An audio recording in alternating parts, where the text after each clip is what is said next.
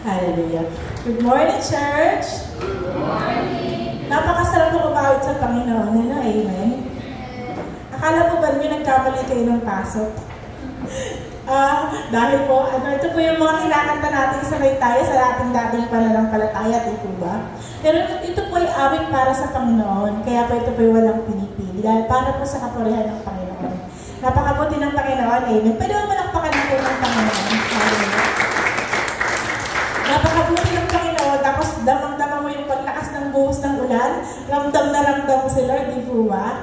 Amen? Amen. So, we are so blessed. We are so, hallelujah, so blessed this morning. So blessed with our lives. So blessed that the Lord is with us.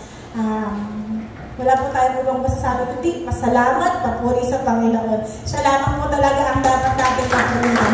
At sa simbahan na ito, sa bahay-sambahan na ito, tanging pangalan ng Panginoong Hesus ang ating itinataas. Amen?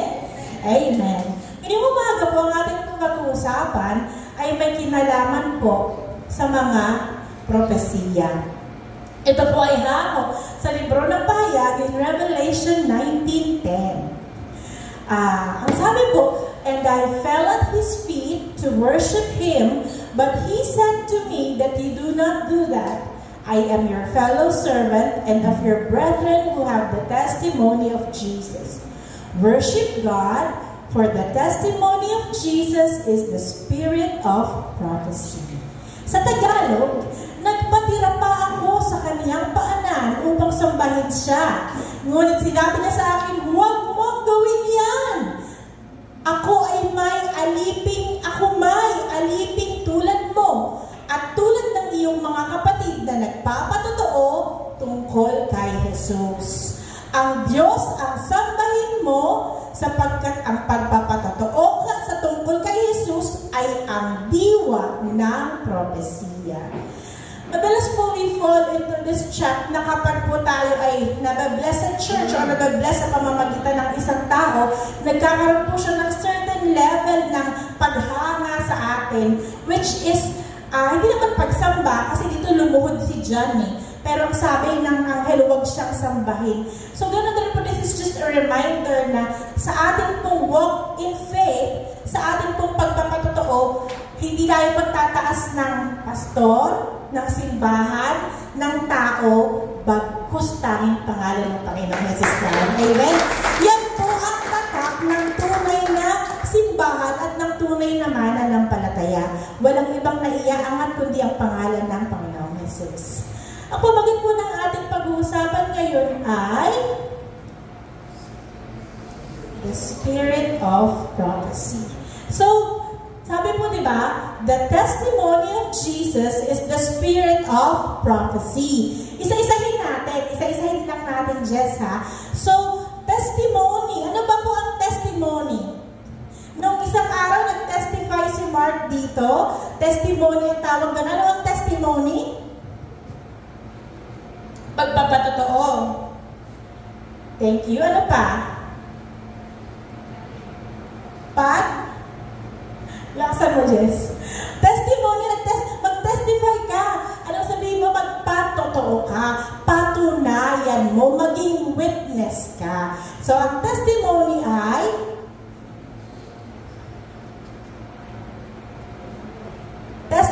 katibayan, patotoo, pahayag, o ebidensya. Amen. Sa ating po bang buhay, meron po ba tayong patotoo o ebidensya ng kapangyarihan ng Panginoong Diyos sa ating buhay? Meron po ba tayong ma-share sa ating mga ele-evangelize na ito ang nangyari sa akin?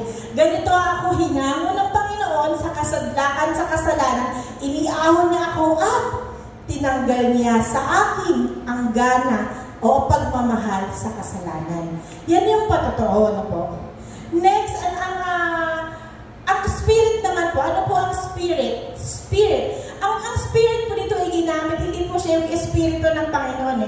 Ang pagkakagamit po dito ay yung diwa o sustansya o yung kalamnan ng isang pahayagan po. So, ang diwa ng propesiya ay ang pagpapatotoo sa Panginoong Hesus. So, kung meron tayong testimony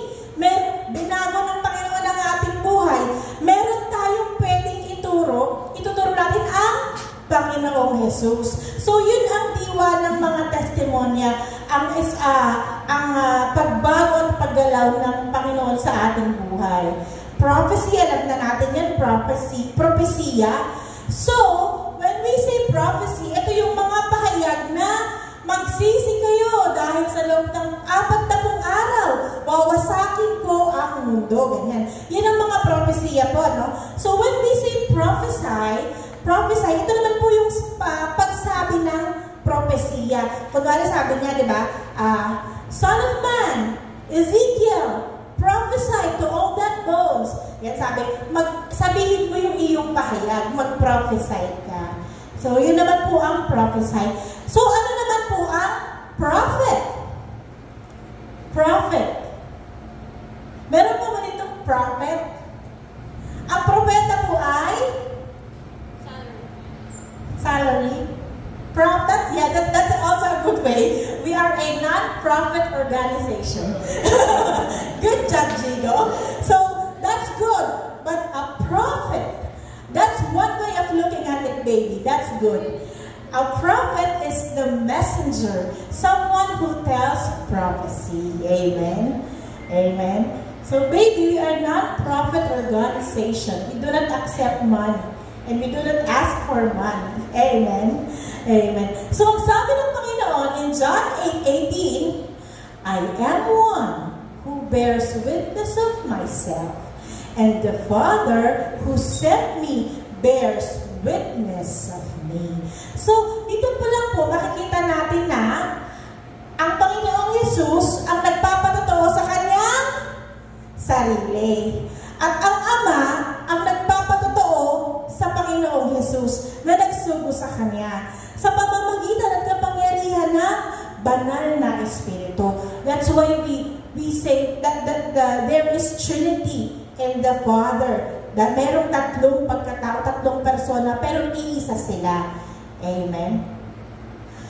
Ang sabi po in 2 Peter chapter 1, verse 19 to 21, higit sa lahat, unawain ninyo walang makakapagbigay ng sariling pagpapakahulugan sa alinmang propesiya sa kasulatan.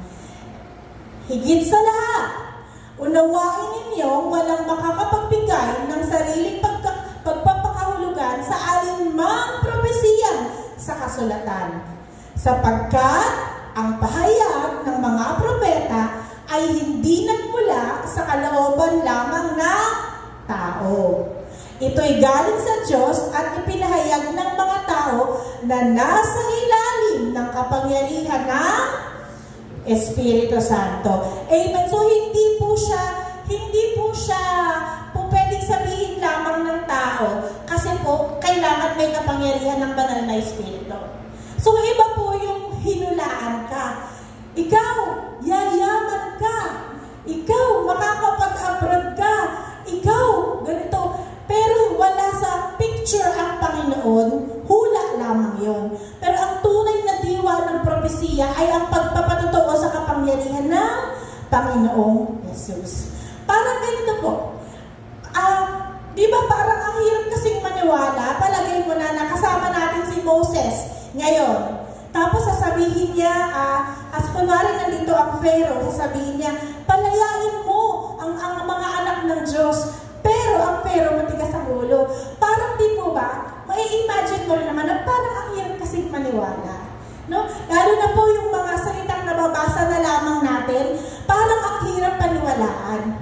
So, paano kaya kung ang mga propeta noong panahon, meron ng cellphone? Tapos, na-video nila ang kanilang mga prophecy. Tapos po, nakikita natin yung mga patunay ng kanilang mga ginagawa sa pamamagitan ng Panginoon. Ang problem, hindi na po yun walking in faith. Kasi kailangan makita natin. Pero ito pong video na to, tingnan natin, parang example po ito. Although makikita rin ninyo yung tunay na nangyari, yung nangyari sa kwento ni Jonah, pero merong konting plus minus. Basta po ang lagi nating tatandaan, kung may makikita man tayo o mapapanood, hanapin natin sa Biblia. Amen? Okay, mapanoorin po natin. So fam, Jonah here. So God said go to Nineveh. Yeah, hard pass. We're running. Wish me luck. booked a one-way trip. Destination, not Nineveh. Let's see if this works. Okay, so apparently there's a huge storm up top. Me, I'm vibing down here, Nat Game Strong. Hit subscribe for more travel updates. Ooh, turns out this storm, kind of my fault. Should I just jump? Well, booked a trip to Tarshish. Now I'm getting, unbooked. Overboard we go, I guess. See ya. So, quick update. Inside a giant fish now? Yep. Should have just listened to God. My bad, Lord. Super sorry. Lesson learned. Lord, I was wrong. Please forgive me. I will go to Nineveh. Just deliver me from this place.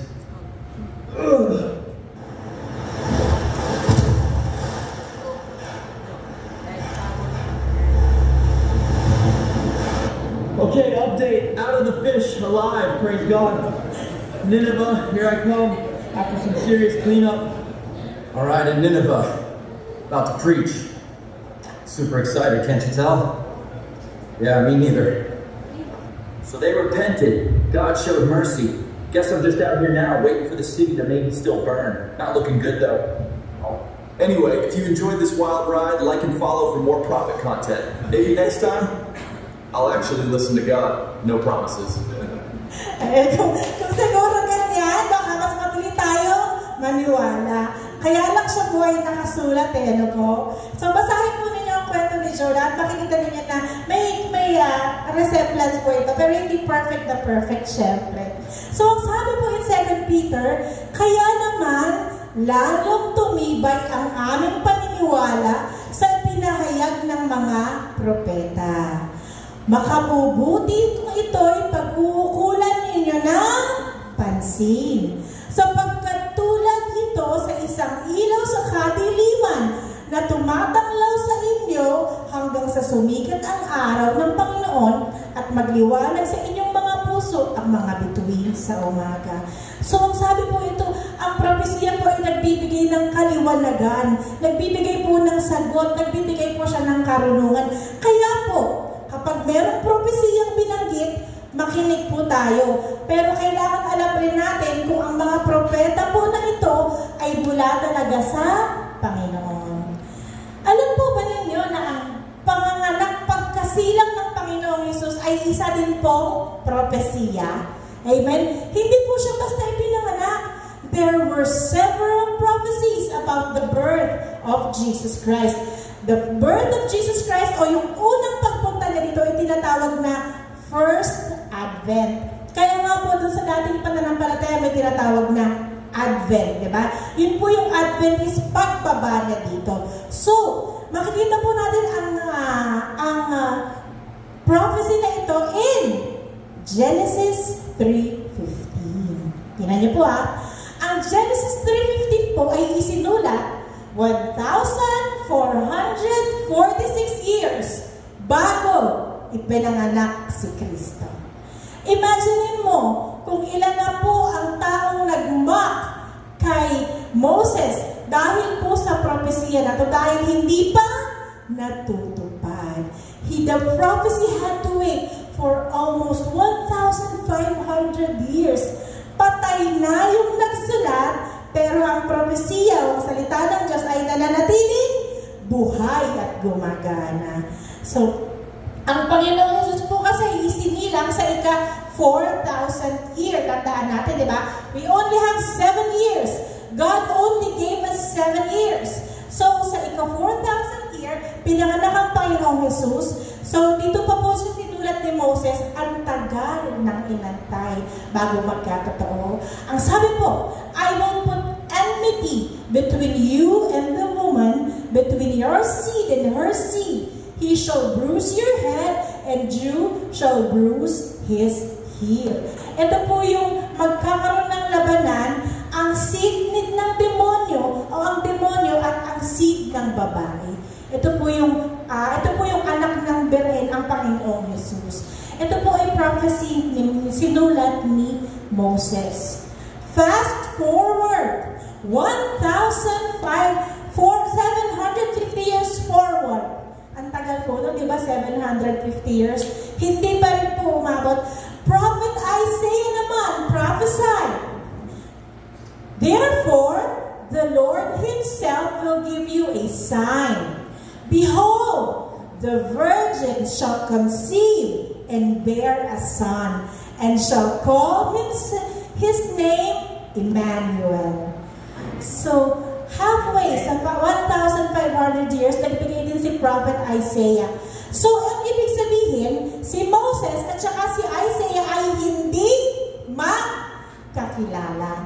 Hindi sila magkakilala. Kaya sinasabi na, sa Espiritu lamang ng Panginoon pwedeng mag-prophesy. Kasi kung sila ay nag-prophesy on their own mind and their own accord, hindi magtutugma yung mga propesiyang binibitawan. So, kaya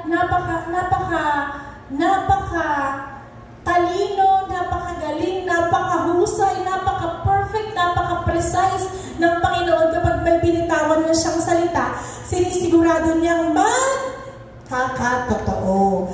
In Hebrews chapter 10, verse 7, nagsabi niya, kaya't sinabi ko, ako'y narito, O Diyos, upang sundin ang inyong kalooban, ayon sa sinasabi ng kasulatan tungkol sa atin.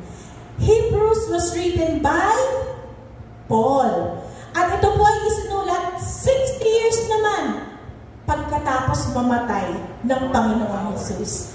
Amen? So 60 years naman after mamatay, pero yung 1,500, 750 before Christ at yung 60 years after death, parehas na nagmamatch perfectly in God's timing. So ganun po kahusay, kabisa, katibay ang propesiya. Tandaan po natin, in Hebrews 10:17, kaya't sinasabi ko, behold, I have come in the volume of the book, it is written of me. This is the volume of the book, all about Jesus Christ. All about our Lord and Savior. Kaya nga po kapag wala dito, mali. Kapag nandito, tama. Kung tayo'y naguguluhan, dito natin itatanong hindi sa mga tao by the power of the Holy Spirit. Ang sabi in Romans 11:36, for of Him, through Him, and to Him are all things. Ang ibig sabihin, ang lahat ng bagay ay mula, para, at sa pamamagitan lamang ng Panginoong Jesus. Alam mo po ba na nabuhay ang bawat isa sa kapangyarihan lamang ng Panginoong Jesus, sa kapangyarihan ng Panginoong Diyos? So, niloob niyang mabuhay tayo, niloob niyang lumakad tayo sa mundo. Kaya naman ang buhay natin ay dapat nakaalay para sa Panginoong Jesus. We have to understand that fact. Meron po akong pasyente, 22 years old, ganito lang siya kaliit, cute po siya eh. Siya po ay dwarf, pero po yung pagka-dwarf niya ay pantay. Meron po kasing mga dwarf na, hindi siya pantay, parang si Dagul, kilala niyo si Dagul. Hindi po pantay yung dwarf na yun. Ito naman pong dwarf na to, para lang siyang bata, para lang siyang baby. Pero, nagpunta po siya kasi sa clinic na, hinihingan ako ng vitamins. Sabi ko, saan mo ba gusto yung vitamins? Pagpatangkad. Sabi niya, hindi naman daw, dahil alam naman na maliit na talaga. Pero, ang sabi niya, wala daw kasing ganang kumain. Tapos, hindi makatulog. Alam mo ba kung bakit siya walang ganang kumain tsaka hindi makatulog? The usual na answer, kasi sobrang cellphone. So, sabi ko sa kanya, sorry po, pasyente ko to, hindi kayo kayo po, hindi kayo pala cellphone eh. Yung pasyente ko, sabi ko sa kanya, sabi ko, uy, makinig ka sa akin, sabi ko, ang buhay ko at ang buhay mo, pantay lang sa Panginoon. Huwag mong sayangin, porki ganyan ka. Pwede ka pang mag-ayos, pwede mong ayusin yung buhay mo. Kasi mahalaga yung buhay mo para sa Panginoon. So, kasi sabi po nung kapatid niya, kasi po inilaglag po siya ng nanay ko nung nasa sinapupunan, kaya siya nagkaganon. Pero sabi ko, kung hindi ka niloob ng Panginoon mabuhay, talagang namatay ka na noon. Pero tingnan mo, kahit anong try ng nanay mo, ilaglag ka noon, nabuhay ka pa rin because you have a purpose. May purpose ang buhay niya, may purpose ang buhay natin. It doesn't matter kung anong sitwasyon. Hindi po sa estado ng buhay tinitingnan ng purpose ng Panginoon. Sa galaw ng Panginoon sa buhay natin kung paano tayo nagagamit para sa kalwalhatian niya. Amen? Yun po ang pinakamahalaga. Amen? So, kaya nga po importante ang relationship sa Panginoon. Siyempre, dapat kilala mo ang Panginoon. Alam mo ang plano niya. Kasi paano ka mamumuhay? How will you walk by faith? Kung ikaw po ay hindi nakakakilala sa character, sa pagka-Diyos, sa katangian ng Diyos na sinasamba mo. Kaya madalas magdududa tayo Kasi bakit? Minsan, kapos yung pagkakakilala natin sa ating Diyos na sinasamba. Amen? Ito pong video na to, parang ito po yung isang patunay na kung gaano niya kakilala rin ang Panginoon. Panoorin po natin ang video na to. Hey everyone, Daniel here. So, the king signed a law banning prayer for 30 days.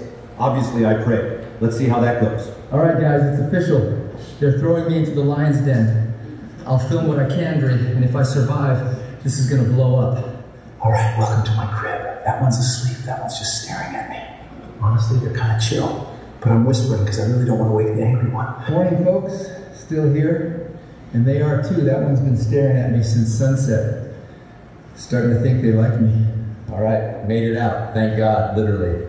If you watch till the end, comment what you think, and hey, maybe I come back if y'all want part 2. Amen. Kung meron siguro ganyan si Daniel, grabing paniwala rin natin po, Pero nga po, kailangan mag-build up yung faith natin sa pag-aaral ng kanyang salita. Doon natin mapapatunayan na hindi siya pumapalya. Na ang Panginoon ay hindi nagkakamali. Na ang Panginoon ay perfect, precise, and concise sa lahat ng kanyang mga binitawang salita. Ang sabi ng Numbers 12:6, "Hear now my words. If there is a prophet among you, I, the Lord, make myself known to him in a vision. I speak to him in a dream." Sino na po ba dito ang nakakita ng vision o naka-receive ng vision mula sa Panginoon? Amen? Meron na po ba kayo? Alam niyo po, kung hindi pa kayo nakaka-receive ng vision na yun, i-desire po ninyo yun. Lord, bigyan mo naman ako ng vision. Lord, let me know you more through my dreams and visions. No po? So si Daniel is a prophet at siya po ay marami pong visions na ibinigay ang Panginoon sa kanya. Kaya kita niyo naman, chill na chill si Daniel sa loob ng lions din, di po ba? Hindi siya nagpanik. Bakit? Dahil kilala niya ang Diyos na pinaglilingkuran niya. Amen? Walang doubt sa kanyang puso na siya ay ililigtas ng Panginoon. 9 or 10 years ago po, bago po ako nagsimulang mag-preach, ako po hindi ako prophet, pero po nagbigay na rin ng visions and dreams ang Panginoon sa akin. Before po ako mag-preach, baby pa lamang po si Kitof noon, mga 4 to 6 months old, hindi ko pa alam kung paano mag-aral kapag mag-preach. Siyempre, hindi naman po ako nag-Bible school. Hindi ko alam kung ano po yung ipipreach ko. So, ito po yung ginawa ng Panginoon sa akin. Bago po ako mag-preach, mga 3 to 5 days before ako mag-preach, kasi po may anak ako noon pag habang nagpapatulog ako ng anak ko, nagpapatulog ka ng anak, medyo pumipikit-pikit ka, pero hindi ka talaga tulog. Ang ginagawa ni Lord, nagpapakita siya sa akin ng vision kung ano yung magiging topic ko para po doon sa magiging preaching ko. One very memorable vision that He gave me is, alam mo po yung isang kaban, isang salop. Alam niyo po yung salop? Yung kapag puno na ang salop, di ba? Yung po yung gadangan ng mga bigas. Pinakitaan po ako ni Lord sa vision ko ng isang salop na asin. Isang salop na asin. Tapos, after po doon, sabi ko, Lord, asin yun na. Ano ibig sabihin nun? Tapos, a few moments later, sumunod naman po yung isang pundok na nagliliwanag na puro ilaw. So, salt and light. Salt and light yung gusto ni Lord na i-preach ko. So, yun po yung ginawa kong preaching noon several years ago. So ako naman po, excited ako sa mama ko nagsabihin. Sabi ko, ma, kinakausap ako ni Lord. Sabi ko sa mama ko, sabi ng mama ko, naku, bumigay na yung anak. Sabi ko na nga po, pag nagbasa ng Bible, magbibigay ang utak. Kasi hindi ko naman sinabi sa kanya na nakikipagwano-anuan si Lord. Ang sinasabi ko, the Lord is talking to me through visions. Meron siyang message. Hindi naman na kailangan sabihin na, Arlie, i-preach mo ang salt and light. Diba parang sa simple lang sa kanya, pinakitaan lang niya ako ng dalawang picture, salt and light. And that was it. So, alam ko po na yun ang training ni Lord sa akin because hindi pa ako marunong magtanong sa kanya, hindi pa ako marunong magsaliksik. Iba pa, batang-bata pa din po ako sa pananampalataya ko noon. And then there was also another vision naman po before I started preaching. Ito po, before ako nag-start mag-preach, nasa church po kami nila, pastor na nila, Tiani, sa May Negros po, so sabi ko nga sa inyo doon, ang kantahan, syempre, Ilonggo, Bisaya, so hindi ko naiintindihan. Pero nakikijoin lang ako, kahit naman po hindi ko naiintindihan, tumutulo yung luha ko, kahit hindi ko naiintindihan yung words. Kasi nga po, ang iniisip ko, si Lord. So, ang sabi ng pastor, pumikit kayo. Kaya pag sinabi ng pastor, pumikit kayo. Pag sinabi ng taas kamay nyo. Minsan taas kamay natin, nakaganon lang eh. Ibigay nyo ng todo. So, sabi ko naman, unexpected ako, tinaas ko yung, pumikit ako, nag-worship ako. Tapos po, ilang sandali, bigla ko pong nakita si Lord sa vision ko. Hindi po malinaw, basta alam ko po ang Panginoong Yesus. Nakatalikod po siyang ganyan, tapos po palapit po ako sa Kanya. Masyado po siyang malaki, maliit lamang po ako. Tapos po, pagharap po niya sa akin, naramdaman ko na that moment, pinatawad niya ako, that moment, mahal niya ako, at that moment, proud siya sa akin. All at the same time, ang mga emosyon, biglang nalunod ako sa emosyon na only God can do. Hindi ko pa pwedeng maramdaman yun at the same time. It was so real. Nakapingit ako. Kaya nagtataka sila, bakit ako iyak ng iyak? Hindi nila alam ko anong nangyayari. Tapos nung ikinwento ko pa lang kila Ate Ali, sabi niya, kaya ka pala iyak ng iyak. I saw God with my own eyes. Pero hindi siya kumpleto, wala siyang mukha, he's a figure, but I know. Tapos in-extend niya yung kamay niya sa akin and he knelt down to hug me. So it was a very powerful vision. Yun po yung pinagkaloob ng Panginoon sa akin bago ako magsimulang mag-preach. Amen. Papuri lamang po sa Panginoon. That moment was very special to me. That moment, hindi ko po talaga siya makakalimutan. Minsan nga po, isinusulat ko siya para hindi ko siya makalimutan. Kasi sa pagdaan ng panahon, lumalabnaw eh. Alam mo po yun, medyo nakakalimutan mo yung ibang detalye. So, si Daniel po, na napanood natin, siya po ang nagbigay ng Daniel, siya po ang ginamit ng Panginoon to deliver Daniel 9:27. Tandaan po ninyo to, Daniel 9:27. Ang haring ito'y gagawa ng isang matibay na kasunduan sa maraming tao sa loob ng 1 linggo. Pagkaraan ng kalahating linggo, patitigilin niya ang paghahandog, ilalagay niya sa itaas ng templo ang kasuklam-suklam na kalapastanganan. Mananatili ito roon hanggang sa wakasan ng Diyos ang naglagay nito. Ang Daniel 9:27 po particularly was written 540 years bago ipinanganak si Jesus. 540 years bago ipinanganak si Jesus. And yet, nangyayari sa panahon natin. Imagine how precise the Lord is. On September 2025, there is gonna be an international summit on Palestinian state set for September para po pag-usapan ang two-state solution o ang paghati ng bayan ng Panginoon.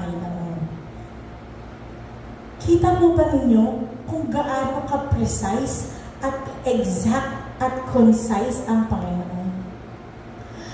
Which happens to be September 23 is going to be the Feast of Trumpets. Hindi po ba, sinasabi natin na merong 7 feasts ang Panginoon, di po ba? Andyan po ang unleavened bread, Passover, first fruits, andyan po ang Pentecost, Feast of Trumpets, Day of Atonement, and the Feast of Tabernacles. On September 2023, gaganapin po ang Feast of Trumpets. Sa palagay po ba ninyo, aksidente na pag-uusapan nilang hatiin ang bayan ng Panginoon sa pista ng Panginoon? Hindi po. Ito po ay itinalagaan din ng Panginoon. Ano sabi ni Joel sa Joel 3:2, which was written 800 years bago ipinanganak ang Panginoon? Titipunin ko ang lahat ng bansa at dadalhin sa libis ng Jehoshaphat. Doon ko sila hahatulan ayon sa ginawa nila sa aking bayan. Pinangalat nila sa iba't ibang bansa ang mga Israelita at pinaghati-hatian ang aking lupain. Glory to God. Para bigyan tayo ng ganitong kaalaman. There's so much comfort and there's so much peace in our hearts. Bakit kailangan magkaroon ng two-state solution? It is to achieve. Di po ba nagkagera po ang Israel at ang Palestine ngayon? Nakikita po ninyo sa social media na sinisisi nila ang Israel para sa mga nagugutom. Tama. Ginagalit po kasi nila ang mundo laban sa Israel, laban kay Jacob, laban sa Panginoon. Kasi po, ito po ay nasa propesya rin. So, ano po ang purpose na have a two-state solution? Kailangan hatiin ang bayang Israel para magkaroon ng peace and security. Panoorin po natin ang video na ito.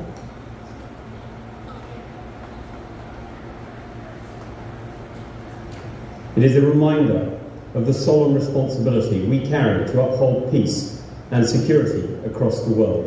Maintaining international peace and security. Peace and security. No, peace and security. Peace and security. Peace and security. In peace and security. Peace and security. Peace and security. Peace and security. In international peace and security. Peace and security. Peace and security. Peace and security. Peace and security. Peace and security. Peace and security. Peace and security. Peace and security. And peace and security. The peace and security and with full recognition. Say this again. The United States stands ready to work with all member states that are genuinely committed to advancing peace and security. With Jerusalem as the future capital of two states, living side by side in peace and security. To allow both peoples to live in lasting peace and security. Coexisting in peace and security with Israel. National peace and security. And for global peace and security. Of international peace and security. To create two states, Palestine and Israel, living side by side in peace and security. Peace and security. Peace and security. Both Israelis and Palestinians to live side by side in peace and security. Peace and security. But the peace and security that this council is mandated to protect. To restore peace and security in the region. Peace and security in the region. Peace and security. Maintain international peace and security. In peace and security. Peace and security. It's peace and security. Peace and security. Well, peace and security. Peace and security. Peace and security. Peace and security in the region. In peace and security. Peace and security. The international peace and security and jeopardizes it. Peace and security. The peace and security. For peace and security. Peace and security and to stop that war. Amen. Grabe po yung pagbanggit nila ng peace and security. Ano po ang sabi ng Panginoon in 1 Thessalonians 5:3? For when they say peace and safety, or peace and security, then sudden destruction comes upon them, as labor pains upon a pregnant woman, and they shall not escape. Brothers and sisters, kung hindi pa po malinaw sa atin that we are really living on the edge of eternity. Kailangan po i-ask natin ng Panginoon to reveal to us His will because there's not much time left. Ang sabi po, everything has been almost fulfilled already. Meron po akong kaibigan na nagsasabi sa akin na, sabi niya, totoo ba to? Ganito ba talaga ang ginagawa ng mga tao sa Gaza, ng mga Israelita sa Gazans, ganyan? Sabi niya, alam mo, sabi niya, Arlene, hindi ko kinakaya ang balita. Talagang na-anxiety ako, talagang nasa-stress ako. Sabi niya, hindi daw niya kaya, talagang sabi kasi, yung mga in-invest nila sa bangko, in an instant, mawawala, kasi pwedeng mahal, tapos yung mga gera, gagapang papunta sa atin.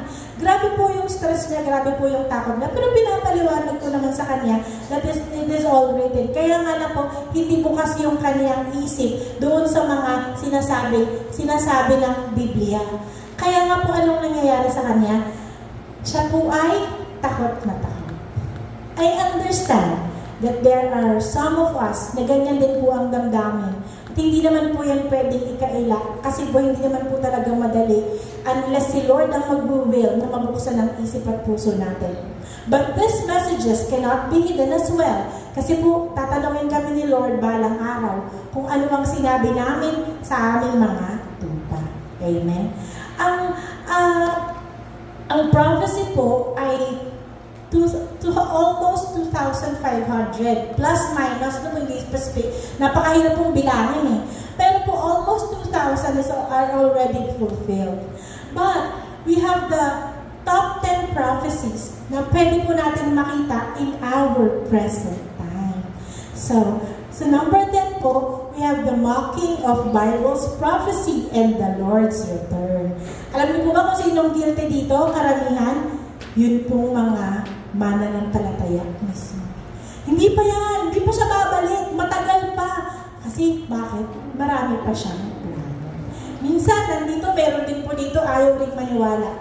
It's up to the Lord to reveal to you.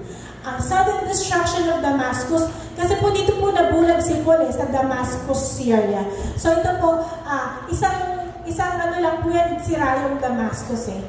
Of course, the invasion of Israel by Russia and Turkey, hindi naman po kaila sa atin. Sobra-sobra na po yung mga nakikita natin sa social media na paglindol, pagbaha, pagkalat ng kasamaan, wickedness, lawlessness, and again, that global cry for peace and security.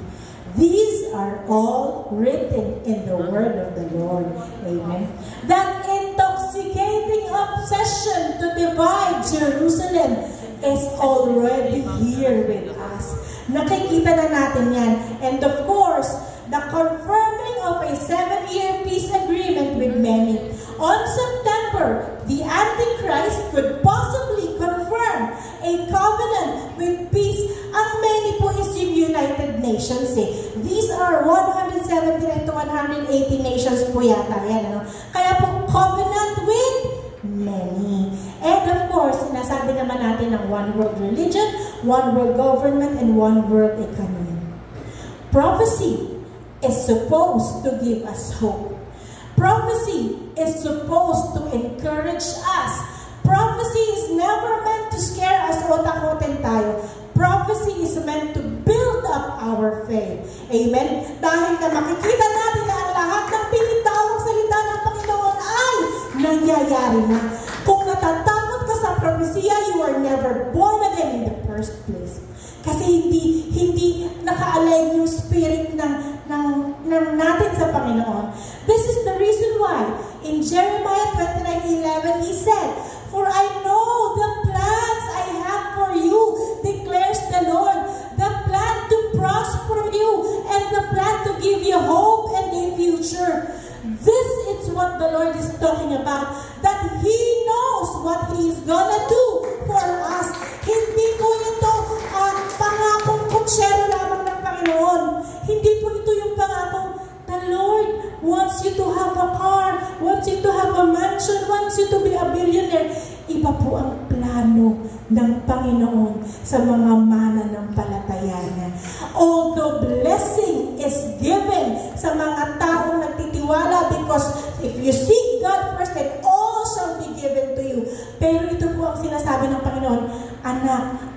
have a plan. Listen, look at my plans for you, and this is a plan for a future and a hope. Hindi ka talo dito. So, prophecy is meant to edify, to build up our faith. Kasi bakit? Kapag nakikita ng mga taong totoo, nabibuild up ang kanilang paniniwala. Kagaya po ng nangyari kay Elijah and the prophets of Baal. Let's watch this again.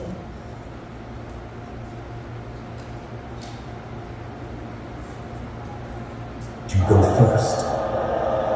Choose a bull and call on the name of your God.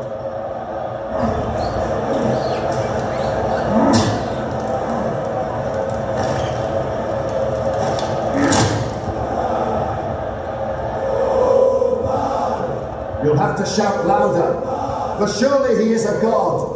Perhaps he is daydreaming or is relieving himself. My God's turn.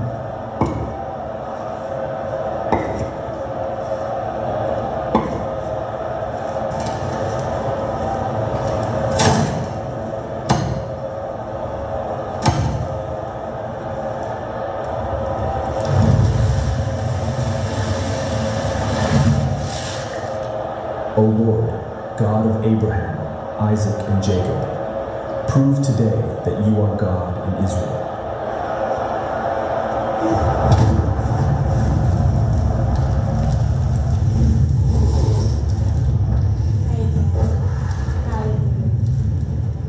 So ano po yung nangyari? No? Nagkaroon po ng tagisan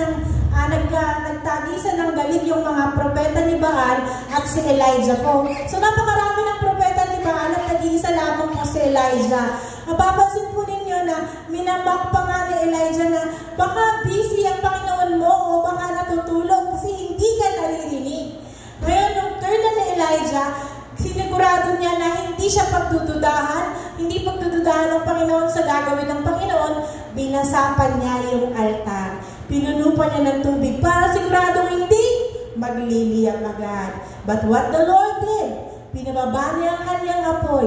Yung flamethrower ni Lord, pinababa niya kay Elijah. And what happened? In 1 Kings chapter 18, verse 29, now when all the people saw it, they fell on their faces. They said, the Lord, He is God. The Lord, He is God. Prophecy will build up faith sa atin, sa mga nakakakita. Amen. It is knowing. Alam niyo po yung napaka-confident ni Elijah. Minsan siguro, kapag makikipagtagisan ka ng galing, siguro mo, medyo maganda yung environment.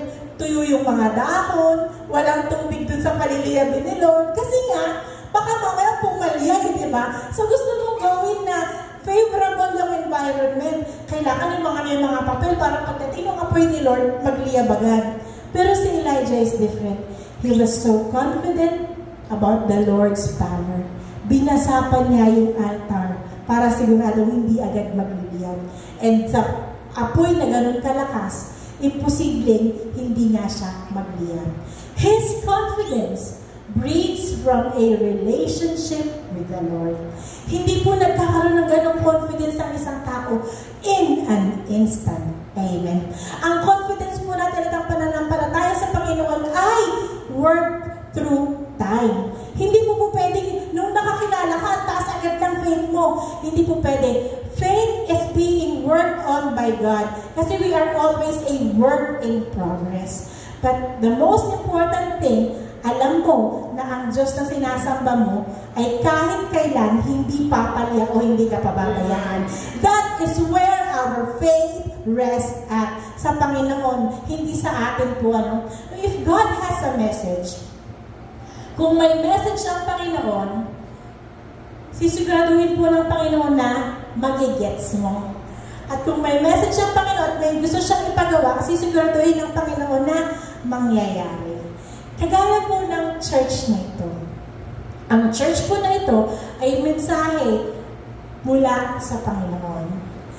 Nilagay po ng Panginoon sa puso namin mag-asawa na magkaroon ng church balang araw. Pero, hindi namin alam kung kailan yun mangyayari. Basta, ang alam ko lamang namin, gusto namin, it is our desire to have a church. So, handun lamang po yun sa aming puso. But 2 years ago, si Lord po, hindi siya nagpapatulong, hindi siya nagpapakali, hindi siya nagpapalagay. Para po bang merong tumutulak sa'yo, merong kumusunod sa likod mo na hindi mo maintindihan na kailangan meron kang gawin. Alam mo po dahil yung sinasabi kay Rene, sabi niya, Dad, meron pinapagawa si Lord. Sabi niya, huwag kang mag-alala. Kung will yan ni Lord, mangyayari yan. Huwag kang mag-alala. Kasi kung si Lord ang magsasabi niya, siya mismo ang gagawa ng paraan. So we started with isang ka-fellowship lang. Tapos sa susunod na linggo, 4 na ka-fellowship naman. Tapos sa sumusunod na linggo, we started a church of 14 members. Kasama pa kami, kasama ang anak namin. Ilang kami? 7 kami. So kalahati lang, 7 lang talaga yung miyembro namin. But the Lord is good. Kaya po ito po isang patunay, ang simbahan na to, this is a church from God. This is the will of the Lord. Kaya po ang tataas lang namin dito talaga ay ang pangalan ng Panginoon. Ang sabi nga po, huwag nating stress yung sarili natin sa mga bagay na hindi naman will ng Panginoon. Kasi kung will talaga ng Panginoon, it will certainly happen. Amen? It will certainly happen. Amen? So, hindi lamang po ang pagkapanganakan ng Panginoon ang na-prophesy, kung hindi din po ang kanyang pagkamatay. Ang kanyang paghihirap at ang kanyang pagkamatay ay sinulat naman ni King David sa Psalm 22:16-18, which is 1,000 years bago ipinanganak ang Panginoon. Na-appreciate po ba ninyo yung beauty ng prophecy? 1,000 years bago ipinanganak, patay na ang propeta at patay na ang mga unang nakarinig. But the word of the Lord still stands true hanggang sa mga panahon natin. Ang sabi ni David, "For the dogs have surrounded me, the congregation of the wicked has enclosed me. They pierced my hands and my feet. I can count all my bones. They look and stare at me. They divide my garments among them, and for my clothing they cast lots." This is what actually happened. 1,000 years sinulat, after 1,000 years natupad. Tinusok ang kanyang kamay, tinusok ang kanyang paa, tinusok ang kanyang katagiliran, at pinaghati-hatian ang kanyang damit. Even to the clothing itself was very precise. Damit lang yun, pwede na natin palampasin. Basta tinusok naman di ba? Pero bakit pati ang damit kasama? That is how precise and concise and accurate the word is the Lord. Yan yung Diyos na pwede natin pagkatiwalaan. Yan yung Diyos na kapag may sinabi, pwede natin panghawakan sa buhay natin. Ito yung mga salitang hindi talaga tayo ipapahamak kahit kailan. Amen? Kaya po, the more I learn about prophecy, the more that my faith is built in the Lord's power. Amen? The more na naranasan mo na, grabe ka, Lord! Paano mo ito napagtagpi-tagpi? Paano mo ito napagtagni-tagni? Paano mo ito napag-match? Paano? The Lord is majestic. We do not have an idea kung gaano siya kamakapangyarihan. He is so powerful, more than we could ever imagine. That is the Lord that we serve. Siya ang Diyos na sinasamba natin. Siya ang Diyos na makapangyarihan. Hindi siya big God, mahinang Diyos na kapag pumapalya siya, He's a powerful God. At marirealize natin yan balang araw. There was one song na kinukwento ko sa aking asawa at sa aking mga anak. Ang sabi po ng kanta, I want to see my children run to your arms and worship the Savior who bears my scars. Ayun ang sabi ng kanta. Habang nagdadrive po kasi ako, doon ko siya nadinig. Umiyak po ako, nagulat yung mga anak ko, ba't ako umiyak? Kasi po sabi ko sa kanila, sobrang excited ako sa moment na malaman nila na lahat ng kinuwento ko tungkol sa Panginoon ay totoo. Excited ako sa moment na balang araw sasabihin ng mga anak ko, ito yung kinuwento ni Mommy, ni Daddy. That is all I want. Yung mga makita ang aking mga anak na tumatakbo sa Panginoon. Jesus, hallelujah. And also, I am excited that one day, balang araw, makikita po ninyo na lahat ng idineklara sa pulpito na ito ay totoo. Balang araw. We are so excited for that time na balang araw malalaman natin totoo lahat ang ipinahayag ng salita ng Diyos. Totoo lahat ang ibinalita sa atin. So if we can believe a first advent, the first advent of Jesus Christ, why is it hard to believe the second advent of Jesus Christ? Nakita na natin kung gaano kaakirin si Lord, na libo-libong taon, daan-daang taon bago natutupad. The Lord is so good, the Lord is so gracious. Sinasabi rin po niya sa atin ang plano niya for the future. Amen.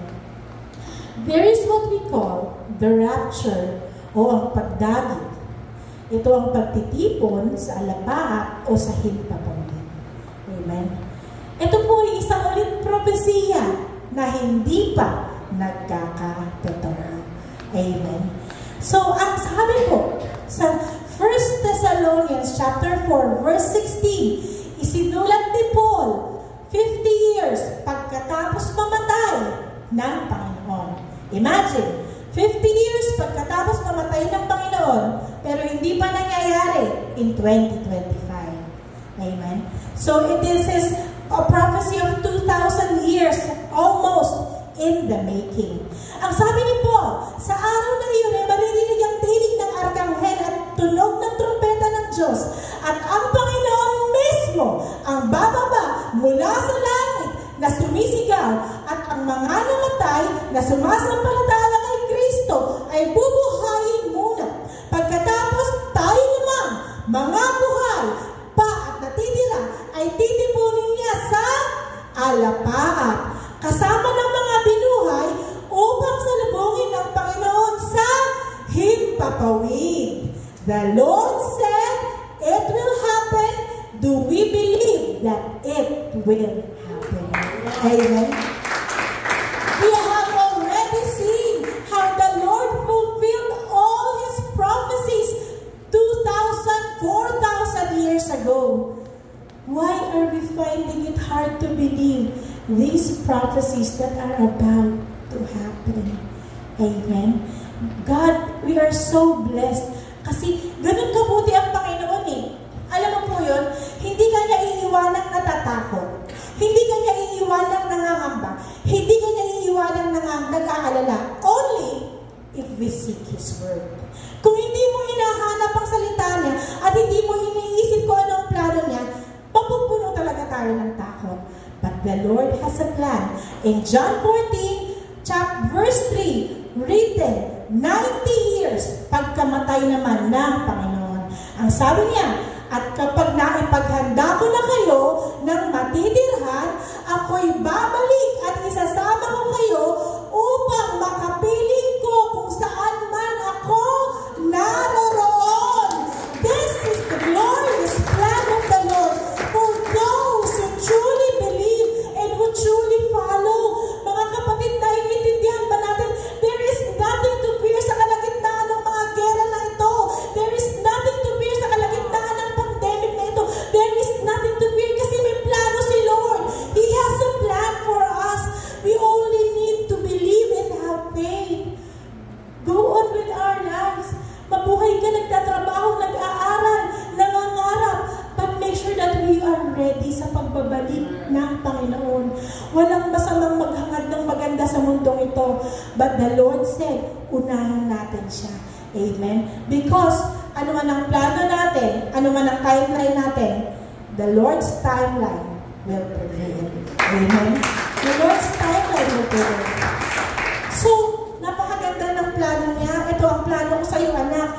Isasama kita sa lugar na ito kung saan mamumuhay ka kasama ko, kung saan wala ng pagkakasakit, kung saan wala ng hirap, kung saan wala ng lungkot. Hindi ka naman problema ng pamasahe, pagkain, ng masakit sa likod mo, o ng mga heartaches, o ng mga luha, o ng mga tears.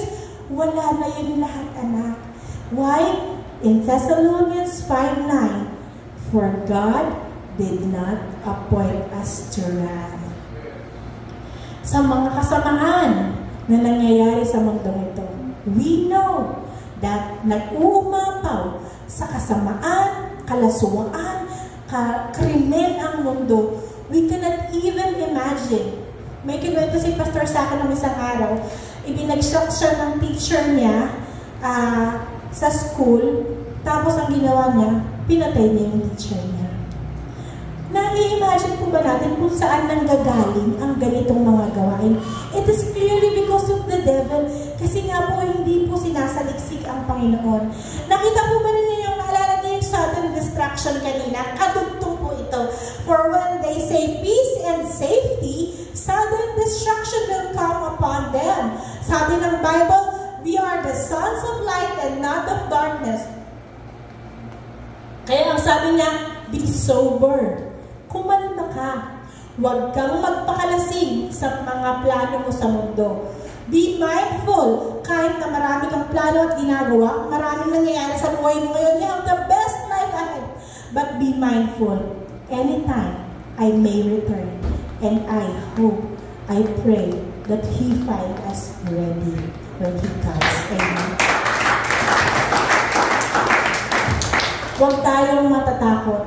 Amen. Kung meron pong isang propesiya tungkol sa pagkapanganak ng Panginoon, may katumbas po itong 8 propesiya sa kanyang muling pagbabalik. Ang ibig sabihin, binibigyan ng Panginoon ng weight ang kanyang pangalawang pagbabalik. Pero hindi na pag-uusapan sa simbahan. Pero hindi na pag-uusapan sa church. Sabi ng Panginoon, bakit nga ba hindi tayo maniwala? No? Kasi nga po, it really takes a good amount of faith. Ang requirement ni Lord sa faith, butil ng mustasa. But sadly, most of us, even myself, I still fail na nawawalan po ako ng pag-asa minsan. No po? Na minsan, konting diferensya lang, nalulungkot. Ano ba naman ang faith ko, Lord? Nakakahiya naman po. Ano? Nakakahiya kay Lord. Sorry, Lord. Sorry, Lord. Amen. So, ito ganito po. After ng rapture o ng pagdalit, there will be, si Lord mahilig siya sa 7. There will be 7 years of tribulation. And exactly after 7 years of tribulation, God will return the second time. So, sabi mo, bumaba na, di ba? Nagdagit na, nag-rapture na. Hindi pa ba yun ang pangalawang pagbabalik? Hindi yun ang pangalawang pagbabalik.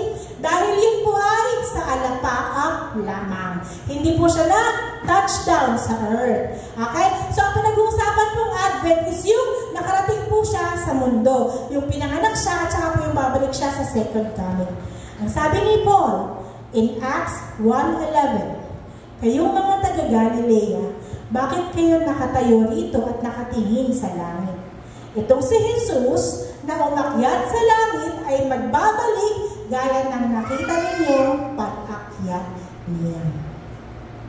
Siya po ay darating sa Mount of Olives. Ito po yung sabi niya sa Zechariah naman, tatayo si Yahweh sa bundok ng mga olibo sa gawing silangan ng Jerusalem. In Zechariah 14:4, tatayo si Yahweh sa bundok ng mga olibo sa gawing silangan ng Jerusalem. Ito po yung exactly na spot na tinayuan niya, tapos siya po ay inakyat. So sa pagbabalik po niya, dito rin po siya ulit bababa. Dito rin po siya ulit tatayo. Amen. Ang sabi in Revelation 1:7, tingnan ninyo, dumarating siya, nasa alapaap at makikita siya ng lahat, pati ng mga tumusok sa Kanya. Tatangis ang lahat ng lipi sa lupa dahil sa Kanya. Magkagayon nawa. Amen. Ito po ay propesiyang hindi pa nagaganap. Ang sabi ng Panginoon, in Luke 24:25-27, O foolish ones, slow of heart to believe in all that the prophets have spoken. The Lord is talking to us. Ought not the Christ have suffered these things and to enter his glory? And beginning at Moses and all the prophets, he expounded to them in all the scriptures concerning him. Mga kapatid, ang Panginoong Jesus ay bumaba mula sa langit in a lowly and humble way. Ipinanganak siya sa sabsaban at sumakay siya sa asno. Yes, this is the first advent of the Lord. He came down as a lowly serving king. Bumaba ang Panginoon to serve us, to save us in humility, despite His power and His glory. Ipinanganak siya sa sabsaban at lumakad siya bilang tao at nagpakasakit siya para sa atin. That was the first advent hanggat siya'y mamatay. But there is a big difference with the second advent. The second advent, we won't see Him as a lowly king. We will be seeing Him as a mighty warrior ready to devour His enemies and destroy sin once and for all. The Jesus that we knew, who is humble and loving and forgiving, is done with His grace and mercy, and now it will be the time to bring His judgment upon this evil world. Tandaan natin, hindi kasama ang tunay na mananampalatayang nabubuhay at namumuhay para sa Panginoong Jesus. Hindi niya ipinlano na tayo ay mapahamak. This is only to judge the wicked in this world. So let us see who Jesus is in the Jesus of Revelation 19.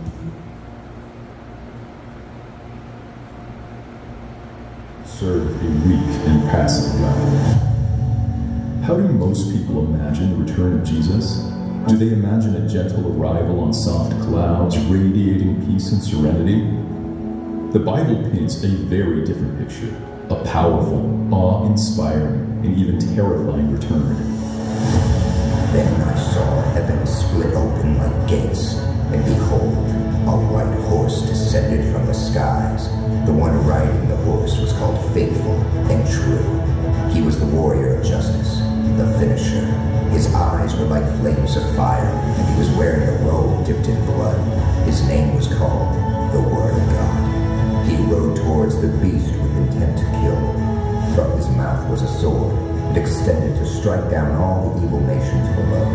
He rode with the fury of God Almighty. Like the wind he galloped, and I could see writing carved into his thigh saying, King of Kings and Lord of Lords. I watched as the beast rose up against the white rider. He gathered the evil armies of the earth and ran towards him. The mighty horsemen and the beast clashed. With decisive justice, the hero of history cast the beast into the lake of fire, never to be seen again. The Lamb of God, Savior of the world, had defeated evil once and for all. This is the Jesus of Revelation 19. He comes not as a meek savior, but as a victorious warrior king. His return is not a peaceful arrival on a cloud, but a moment of cosmic power and final justice. Are you ready to meet him when he comes again? Amen. Palakpakan natin ang Panginoon. Hallelujah. Remember, kapag po tayo ay safe and secure at tayo po ay tunay na sumusunod sa Panginoon, pagbalik po ng Panginoon na nakasakay siya sa kabayo, tayo po ay may tag-iisang kabayo na sinasakyan sa likod niya. Yun po ang pangako ng Panginoon. Hindi man tayo marunong sumakay sa kabayo, we will be knowing it by that Amen. The Jesus of Revelation is different from the Jesus that we knew when He first came. Ibinigay na po niya sa ating lahat ng pagkakataon to repent, to live a holy life, to make it right with God. Sa pangalawang pagkakataon, darating po siya as a victorious warrior. Amen. Paano natin paghahandaan ang pagbabalik ng Panginoon? That is a big question.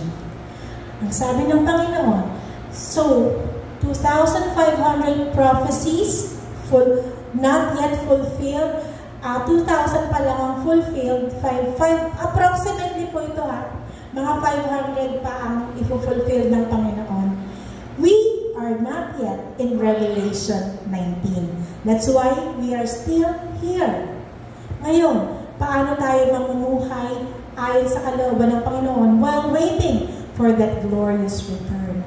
In Revelation 3:20, behold, I stand at the door and knock.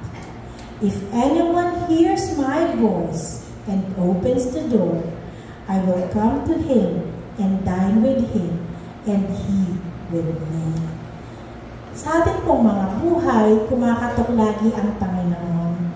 We may be going to church, we may be serving in church, but is Christ truly within us? Ang sabi ng Panginoon in Hebrews 3:15, ito nga ang sinasabi sa kasulatan, kapag narinig ninyo ngayon ang tinig ng Diyos, huwag ninyong patigasin ang inyong mga puso. Amen? How do we prepare for the Lord's return? Forgive. Magpatawad tayo sa mga nagkasala sa atin. How do we prepare for the Lord's return? Ate, repent and turn away from sin. Hindi sapat na magsisi tayo sa kasalanan kung ginagawa rin naman natin siya paulit-ulit. Repent and turn away from sin. Love. Hindi mo ba ang sabi ng ating kinanta, ang Diyos ay pag-ibig? Nagmamahal po ba tayo ng tunay? Amen. Nagmamahal po ba tayo ng tunay sa bawat isang nandito? Nagmamalasakit po ba tayo ng tunay? Nagpatawad na po ba tayo ng tunay? Talaga po bang nagmamalasakit tayo sa mga mahal natin sa buhay na hindi pa nakakakilala? Madalas akala natin pera ang solusyon sa mga problema natin, ano po? Pero ang totoo po talaga, pag-ibig po ang solusyon. Pag-ibig ng Panginoon. Kasi po ang pag-ibig natin sa Panginoon, yan rin po ang magkukos para naisin natin mamuhay ng tama. Amen? Kung mahal natin ang isang tao, we wanna be the best person for that person, right? Kung mahal natin ang isang tao, gagawin natin ang lahat para maging mabuti para sa Kanya. It is just the same thing with the Lord. If we love the Lord with all our heart, kung totoo ang sinasabi natin na mahal natin ang Panginoon, we will do everything in our power to turn away from sin, to forgive, to love, and to accept Jesus Christ as our Lord and Savior. Iwanan na natin ang lahat ng bigat na dala-dala natin. Ang tampo, ang galit, ang nilalakit, ang sama ng loob, ang mga pride. Iwanan na natin lahat. It is not money. The answer is the love of the Lord. In 1 Peter 4:8, above all, love each other deeply, because love covers a multitude of sins. The best way to prepare for the coming of the Lord is to have the love of God within us. And be guided by that love para makapamuhay tayo ng ayon sa Kanyang nararapat. And only by then, doon natin masasabing mag-iaalay natin ang ating buhay at mag-iaalay natin ang ating sarili para sa Diyos na makapangyarihan na ating sinasamba. Hallelujah. It was right about time that we forgive that we love, and that we live a life for Jesus. Kapatid, kung meron kang galit, kung meron kang tampo, kung meron kang sama ng loob, that will be rubbish pagharap ng Panginoon. Yan yung mga bagay na hahatakin ka pababa so that you cannot be with the Lord forever. Kung merong mga bagay na dala-dala pa natin sa ating mga puso, judgments. Ito yung mga bagay na idadrag tayo. Minsan even I myself